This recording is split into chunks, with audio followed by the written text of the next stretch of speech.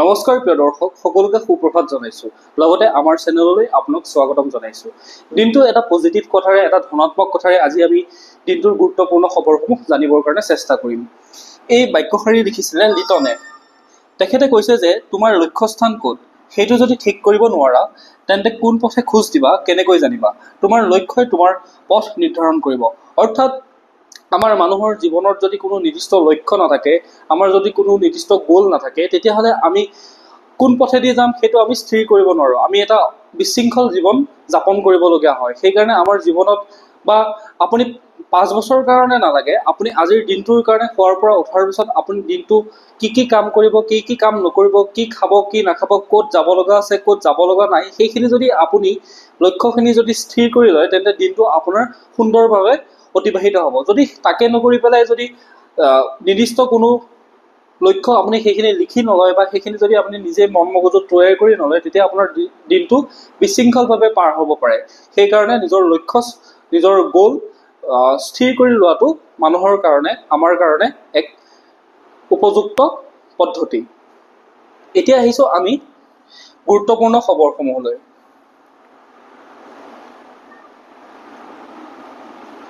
প্ৰথম বাতৰিটো জনাৰ আগতে পোনপ্ৰথমে এটা কথা দৰ্শকক কৈ ল'ব বিচাৰোঁ যে আমি যিসমূহ পজিটিভ কথা, যিসমূহ ধনাত্মক খবৰ, যিসমূহ আমাৰ কাৰণে আমি জনাটো প্ৰয়োজন, লগতে যিসমূহ ঋণাত্মক খবৰ, যিসমূহ ঋণাত্মক হ'লে আমি জনাটো প্ৰয়োজন, সেই খবৰসমূহে এই মাধ্যমত উপলব্ধ কৰিবৰ কাৰণে মই চেষ্টা কৰিছোঁ। দিনটোত ঘটা কিছুমান অবাঞ্ছিত খবৰ, যিসমূহ আমি নাজানিলেও আমাৰ কোনো ধৰণৰ অপকাৰ নহয়, বৰঞ্চ সেই খবৰসমূহে আমাক অপকাৰহে কৰে বা আমাক ৰাতিপুৱাই সেই খবৰসমূহ জনাৰ পিছত আমাক মাইণ্ডত আমাক নিগেটিভিটি বা মগজুত আমাক ঋণাত্মক চিন্তাধাৰা সোমোৱাই দিয়ে। তেনে খবৰসমূহ আমি সেই খবৰসমূহ ত্যাগ কৰিছোঁ। যিসমূহ খবৰে আমাক পজিটিভিটি দিয়ে, যিসমূহ খবৰ জনাটো প্ৰয়োজন এজন ব্যক্তি হিচাপে, এজন শিক্ষিত ব্যক্তি হিচাপে, সেই খবৰসমূহে ইয়াতে উপলব্ধ কৰিবৰ কাৰণে চেষ্টা কৰিছোঁ। এতিয়া আহিছোঁ প্ৰথম খবৰটোলৈ। প্ৰথম খবৰটো আহিছে যে সমগ্ৰ ৰাজ্যজুৰি শনিবাৰে সদৌ অসম ছাত্ৰ সন্থাই এক তীব্ৰ প্ৰতিবাদ সাব্যস্ত কৰে। সমগ্ৰ অসমজুৰি সদৌ অসম ছাত্ৰ সন্থাৰ নেতৃত্বত এক প্ৰতিবাদ হয়। এই প্ৰতিবাদ কি কাৰণে হয়? এই প্ৰতিবাদ হয়, ইতিমধ্যে মই কালি বাতৰিত আপোনালোকক উল্লেখ কৰিছোঁ যে প্ৰায় অসমৰ 13খন জিলাত এক খৰাং সদৃশ পৰিৱেশৰ সৃষ্টি হৈছে। অসমৰ কৃষকসকলে যি ধান খেতি কৰিছিলে সেই খেতি পথাৰসমূহত বৰ্তমান চিৰাল ফাট মেলিছে, কাৰণ বৰষুণৰ অভাৱ। আগৰ বৰ্ষত যেনেধৰণে বৰষুণ হৈছিল বা আগতে যেনেধৰণে বৰষুণ হয়, শাওণ মাহ এতিয়া অসমত ভৰপক বাৰিষাৰ সময়। অসমৰ খাল বিল নৈ নদ সকলোবিলাক পানীৰে পৰিপূৰ্ণ হৈ পৰে, খেতি পথাৰসমূহ পানীৰে পৰিপূৰ্ণ হৈ পৰে। কৃষক ৰাইজে বৰ্তমান ধানৰ খেতি আৰম্ভ কৰে বা ধান খেতিসমূহ তেওঁলোকে কৰে। কিন্তু এইবাৰ সম্পূৰ্ণ এক বেলেগ পৰিৱেশ দেখা গৈছে, কাৰণ বৰষুণ হোৱা নাই। বৰষুণ নোহোৱাৰ ফলত খেতিপথাৰসমূহত চিৰাল ফাট মেলিছে। সেইকাৰণে সদৌ অসম ছাত্ৰ সন্থাৰ নেতৃত্বত এক তীব্ৰ প্ৰতিবাদী কাৰ্যসূচী গ্ৰহণ কৰা হয়, কিয়নো যি আমাৰ জলসিঞ্চন বিভাগ আছে, সেই জলসিঞ্চন বিভাগে তেওঁলোকে উপযুক্তভাৱে কাম কৰা নাই। তেওঁলোকে জলসিঞ্চন বিভাগৰ নেতৃত্বত থকা যিগৰাকী মন্ত্ৰী আছে, সিংঘাল নামৰ যিগৰাকী মন্ত্ৰী আছে, তেওঁৰ নেতৃত্বত থকা জলসিঞ্চন বিভাগটোৱে যিসমূহ পথাৰত এতিয়া চিৰাল ফাট মেলিছে, সেই পথাৰ বা কৃষকসকলৰ লগত সহযোগিতা কৰা নাই বা পানীৰ ব্যৱস্থা কৰা নাই। তাৰ পৰিপ্ৰেক্ষিতত চৰকাৰৰ বিৰুদ্ধে এক প্ৰতিবাদী কাৰ্যসূচী গ্ৰহণ কৰা হয়। এতিয়া আহিছোঁ আমি দ্বিতীয়টো খবৰলৈ। ইয়াৰ পিছৰ খবৰটো হৈছে উত্তৰ পূবৰ জনজীৱনলৈ চৰম ভাবুকি সৃষ্টি কৰি চীনে তিব্বতত আৰম্ভ কৰিলে বিশ্বৰ সবাতোতকৈ ডাঙৰ নদী বান্ধৰ কাম। অৰ্থাৎ আমাৰ যি ব্ৰহ্মপুত্ৰ নদী আছে, সেই ব্ৰহ্মপুত্ৰ নদী তিব্বতৰ মাজেৰে পাৰ হৈ আহি অৰুণাচল অসম হৈ বৈ গৈ এইখন বংগোপসাগৰত পৰিছে। অৰ্থাৎ বাংলাদেশৰ মাজেৰেও পাৰ হৈ গৈ পেলাই বংগোপসাগৰত পৰিছে। কিন্তু বৰ্তমান চীনে কি কৰিছে? চীনে ব্ৰহ্মপুত্ৰ নদীত, অৰ্থাৎ ইয়াতে যদি আমি চাবলৈ যাওঁ, মেপৰ জৰিয়তে যদি আমি চাবলৈ যাওঁ, এই অৰুণাচলৰ যি সীমান্ত আছে, চীনৰ সৈতে যি সীমান্ত আছে তিব্বতৰ লগত, সেই তিব্বতৰ সেই ঠাইখিনিত তেওঁলোকে ব্ৰহ্মপুত্ৰ নদীৰ পানীখিনি ৰখাই পেলাই এটা নদীবান্ধ কৰিব। নদীবান্ধ মানে হৈছে কি, পানীখিনি ৰখাই তাত বিদ্যুৎ উৎপাদন কৰিব। ফলত কি হ'ব, এই অঞ্চলখিনি, এই নদীখন যে বৈ আহিছে অৰুণাচলৰ মাজেৰে হৈ, অসমৰ মাজেৰে হৈ, বাংলাদেশ হৈ পেলাই যে সেই বে অফ বেংগল অৰ্থাৎ বংগোপসাগৰত পৰিছেগৈ, এই মানুহখিনি, এই নদী কাষৰীয়া মানুহখিনি, এই উপত্যকাৰ কাষৰ মানুহখিনি এই নদীখনক লৈ যিহেতু জীয়াই আহিছে, এই নদীখন যদি পানীখিনি ৰখাই দিয়া যায়, এই অঞ্চলটো গোটেইটো মৰুভূমি হৈ পৰিব। কাৰণ এই নদীখনে ব্ৰহ্মপুত্ৰ নদীখনে যিখিনি পানী কঢ়িয়াই আনে এই পানীখিনি খেতিপথাৰৰ কামৰ লগতে ইয়াতে যিসমূহ জলজ প্ৰাণী আছে সেই প্ৰাণীসমূহৰ কাৰণে লগতে এই অঞ্চলৰ মানুহখিনি এই নদীখনক লৈ যিহেতু জীয়াই আছে, এই নদীখনে তেওঁলোকক কৃষিৰ ক্ষেত্ৰতে হওক, তেওঁলোকৰ উপাৰ্জনৰ পথতে হওক, এই নদীখনে বিভিন্ন ধৰণে সহায় কৰি আছে। যদি এই নদীখন সেই ৰাস্তাতে যদি এটা নদীবান্ধ তৈয়াৰ কৰি পেলাই যদি বন্ধ কৰি দিয়া হয়, বন্ধ কৰি দিয়াৰ ফলত কি হ'ব, এই অঞ্চলটো এক মৰুভূমি সদৃশ পৰিৱেশৰ সৃষ্টি হ'ব। সেইকাৰণে এই কথাটো অৰুণাচলৰ এগৰাকী মন্ত্ৰীও তীব্ৰ বিৰোধিতা কৰি পেলাই তেওঁ মন্তব্য প্ৰকাশ কৰে।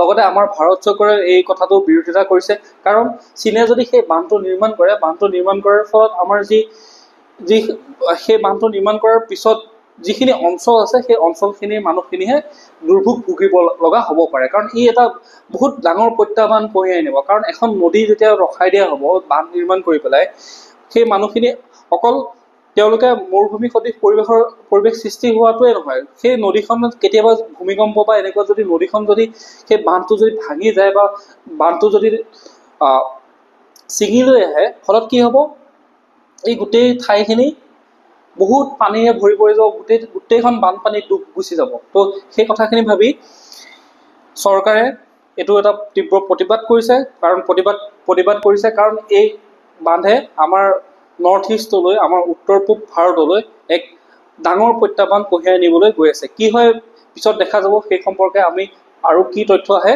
আপোনালোকক পিছত জনাই থাকিম। এতিয়া আহিছোঁ ইয়াৰ পিছৰ খবৰটোলৈ। প্ৰশান্ত মহাসাগৰীয় অঞ্চলত প্ৰতিৰক্ষা ঘাটি নিৰ্মাণ কৰিব ভাৰতে। অৰ্থাৎ প্ৰশান্ত মহাসাগৰৰ আমাৰ যি আৰবিয়ান চি আছে, সেই আৰবিয়ান চিত থকা যিকেইটা দ্বীপ আছে, সেই দ্বীপটো হৈছে লক্ষদ্বীপ। সেই দ্বীপটো হৈছে লক্ষদ্বীপ। এই লক্ষদ্বীপত আমাৰ ভাৰতে কি কৰিব, ইয়াতে এটা প্ৰতিৰক্ষা ঘাটি নিৰ্মাণ কৰিব। এই প্ৰতিৰক্ষা ঘাটিটো নিৰ্মাণ কৰাটো কূটনৈতিকভাৱে হওক, কৌশলগতভাৱে হওক, অৰ্থাৎ ষ্ট্ৰেটেজিকভাৱে হওক বা ডিপ্ল'মেটিকভাৱে হওক, কাৰণ এইখিনি প্ৰতিৰক্ষা ঘাটি এটা নিৰ্মাণ কৰাটো অতি গুৰুত্বপূৰ্ণ। কাৰণ ভাৰতৰ এইখন হৈছে ভাৰত মহাসাগৰ। এই ভাৰত মহাসাগৰৰ ওপৰেৰে কি হয়, পশ্চিমৰ পৰা পূবলৈকে যিসমূহ দেশ আছে, সেই দেশসমূহৰ যিসমূহ বাণিজ্যৰ যিসমূহ বেপাৰ, সেই জাহাজসমূহ, ডাঙৰ ডাঙৰ যিসমূহ শ্বিপ আছে, সেই শ্বিপসমূহ এই ৰাস্তাৰেদিয়ে অহা যোৱা কৰে। এই ৰাস্তাটো হৈছে এতিয়া অতি গুৰুত্বপূৰ্ণ ৰাস্তা। আৰু চীনৰ কি হৈছে, চীনক দেখা গৈছে যে বিভিন্ন সময়ত চীনে ভাৰতৰ যিসমূহ চুবুৰীয়া ৰাষ্ট্ৰ আছে, সেই ৰাষ্ট্ৰসমূহত ভাৰত বিৰোধী কিছুমান মন্তব্য তেওঁলোকে সেই দেশসমূহক উচতনি দি পেলাই ভাৰতৰ বিৰুদ্ধে থিয় কৰাই আছে। পাকিস্তানে হওক বা বৰ্তমান বাংলাদেশে হওক বা অন্যান্য শ্ৰীলংকাই হওক, শ্ৰীলংকা বা এতিয়া আকৌ ভাৰতৰ সৈতে মিত্ৰতাত আহিছে, বা মালদ্বীপে হওক বা অন্যান্য যিসমূহ দেশ আছে, কেতিয়াবা নেপালকে হওক, এই দেশসমূহত চীনে সেই তেনেকুৱা ধৰণৰ এক কূটনীতি কৰি পেলাই তেওঁলোকে ভাৰতক যাতে অস্থিৰ কৰি ৰাখিব পাৰে, তেনেকুৱা এটা তেওঁলোকে কাৰ্যসূচী তেওঁলোকে চলাই থাকে। সেই ফলত ভাৰতে কি কৰিছে, দেখা গৈছে যে চীনে শ্ৰীলংকাত আহি পেলাই তেওঁলোকে এটা বন্দৰ শ্ৰীলংকাক লোন দিছে, লোন দি পেলাই যেতিয়া শ্ৰীলংকাক উভতাই দিব পৰা নাই, শ্ৰীলংকাৰ এটা বন্দৰ তেওঁলোকে নিজৰ নামত 99 বছৰৰ কাৰণে তেওঁলোকে লিজত লৈ লৈছে। ঠিক সেইদৰে মালদ্বীপতো তেওঁলোকে বিভিন্ন ধৰণৰ তেনেকুৱা কাৰ্যসূচী কৰি আছে। সেইকাৰণে ভাৰত চৰকাৰে এইখিনিত এটা ডাঙৰ প্ৰতিৰক্ষা ঘাটি যদি নিৰ্মাণ কৰা হয়, তেতিয়াহ'লে এই ঠাইখিনি আমাৰ ভাৰতৰ কণ্ট্ৰলত ৰাখিবৰ কাৰণে, কাৰণ ভাৰত মহাসাগৰ এই ঠাইখিনি এটা অতি গুৰুত্বপূৰ্ণ অঞ্চল। ব্যৱসায়ৰ কাৰণে যিসমূহ দেশসমূহৰ মাজত যিটো সাগৰীয় পথ, সেই সাগৰীয় পথটো অতি গুৰুত্বপূৰ্ণ আমাৰ এই অঞ্চলটো যদি আমাৰ কণ্ট্ৰলত থাকে, তেতিয়াহ'লে আমি এই পৰিৱেশটো স্থিৰ কৰি ৰাখিব পাৰিম। সেইকাৰণে ইয়াতে এটা প্ৰতিৰক্ষা ঘাটি নিৰ্মাণৰ কাৰণে চিন্তা চৰ্চা কৰা হৈছে, অৰ্থাৎ প্ৰতিৰক্ষা ঘাটি তেওঁলোকে ভাৰত চৰকাৰে ইয়াতে নিৰ্মাণ কৰিব। লক্ষদ্বীপ হৈছে এটা কৰেল দ্বীপ। কৰেল মানে হৈছে এবিধ সাগৰীয় জীৱ। এই কৰেল দ্বীপটোত প্ৰায় 35ৰ পৰা 36টা এনেকুৱা সৰু সৰু দ্বীপ লগ খাই পেলাই এই লক্ষদ্বীপটো গঠন হৈছে। এতিয়া আহিছোঁ ইয়াৰ পিছৰ খবৰটোলৈ।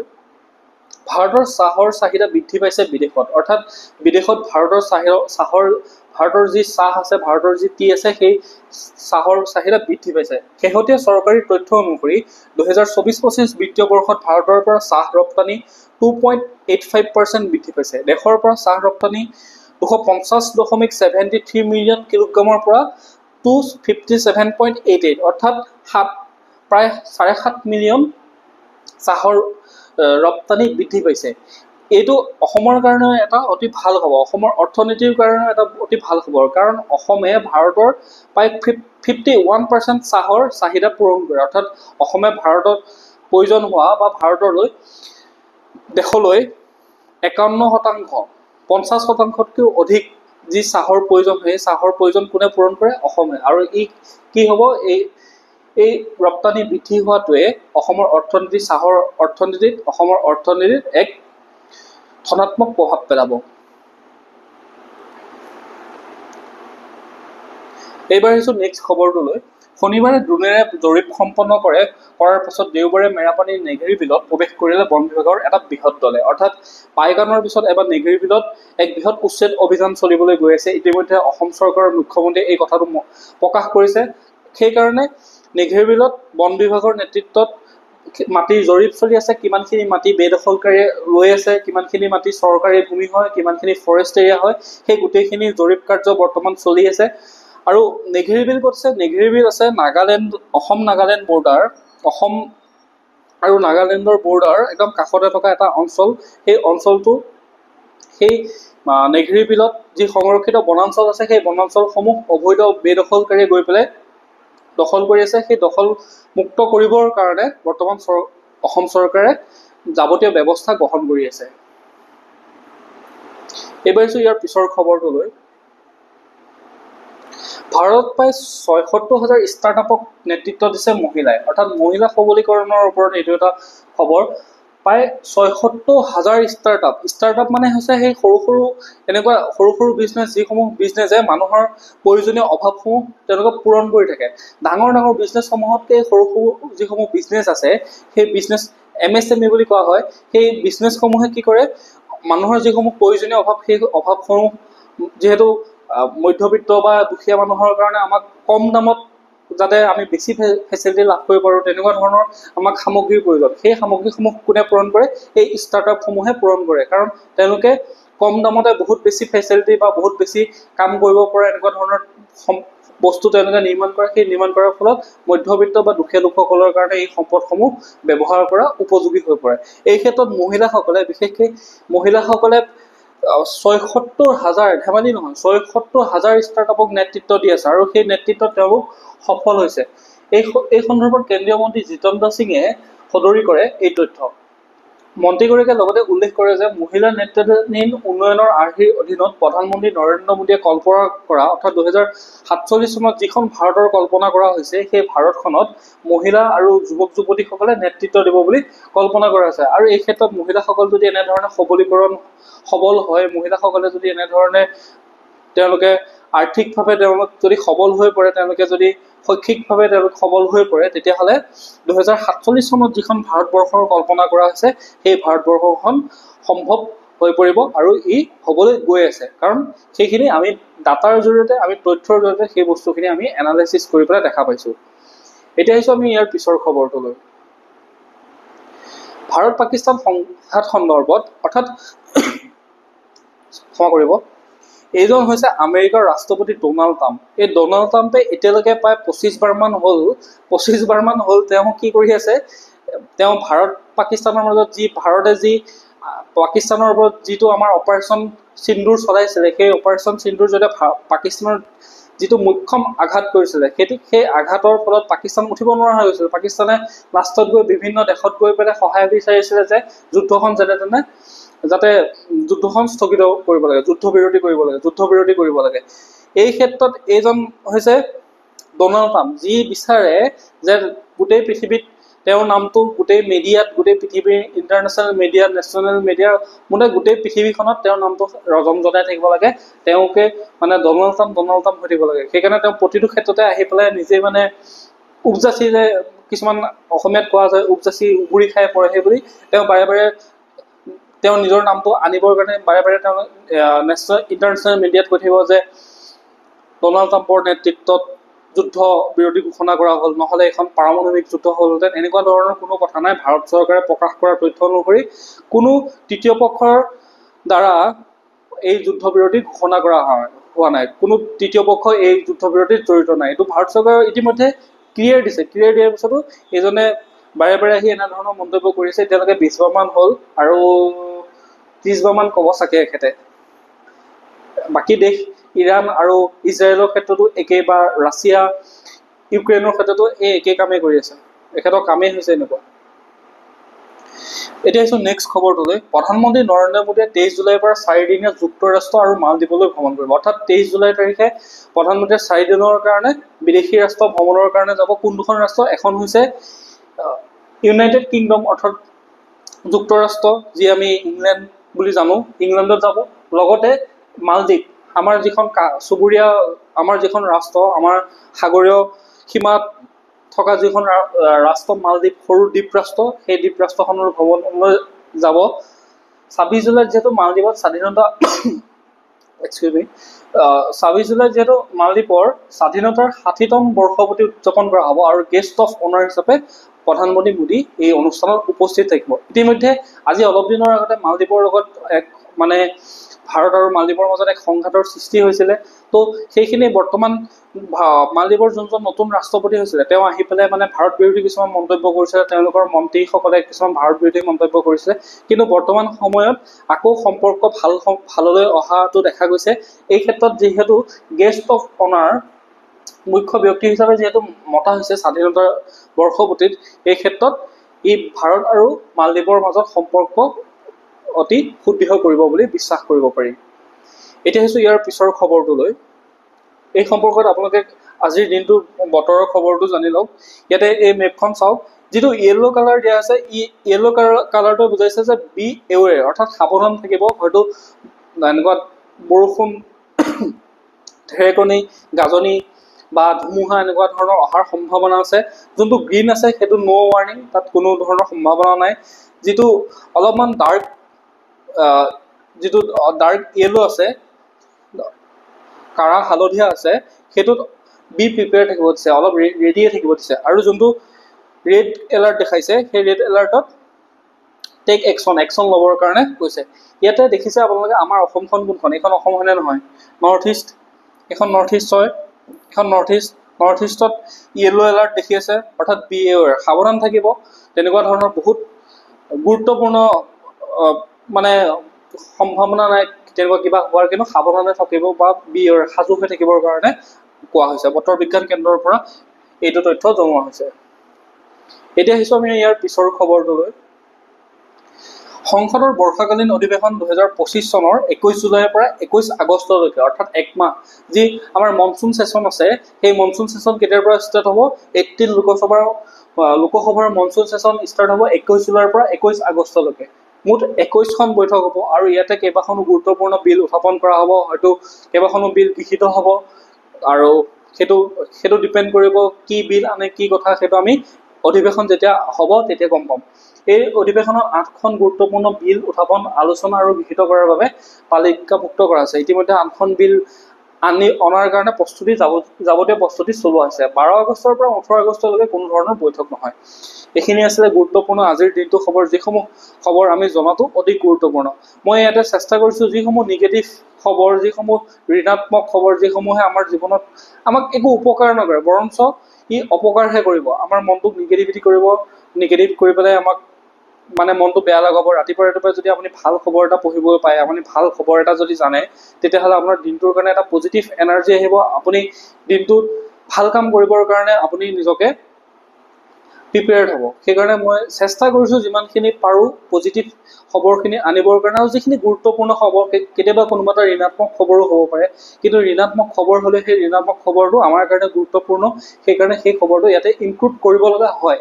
কিন্তু যিসমূহ অবাঞ্ছিত অপ্ৰয়োজনীয় কিছুমান খবৰ দিনটোত চলি থাকে, সেই খবৰসমূহ আমাক প্ৰয়োজন নহয়, সেই খবৰসমূহ আমি জনাটো কোনো দৰকাৰ নাই। সেইকাৰণে সেই খবৰসমূহ ইয়াতে এভইড কৰা হৈছে, অৰ্থাৎ সেইখিনি খবৰ ইয়াতে ত্যাগ কৰা হৈছে। আজিৰ দিনটো গুৰুত্বপূৰ্ণ খবৰ ইমানখিনি আছিলে। যদি আপোনালোকে এনেধৰণে প্ৰতিদিনে গুৰুত্বপূৰ্ণ খবৰসমূহৰ ইনফৰমেশ্যনটো আপোনালোকে পাই থাকিব বিচাৰে বা আপডেটেড হৈ থাকিব বিচাৰে, তেতিয়াহ'লে চেনেলটো ছাবস্ক্ৰাইব কৰি ল'ব, লগতে নটিফিকেশ্যন বেল আইকন প্ৰেছ কৰি ল'ব, যাতে ভিডিঅ'টো আপলোড কৰাৰ লগে লগে আপোনালোকে নটিফিকেশ্যনটো পাই যায়।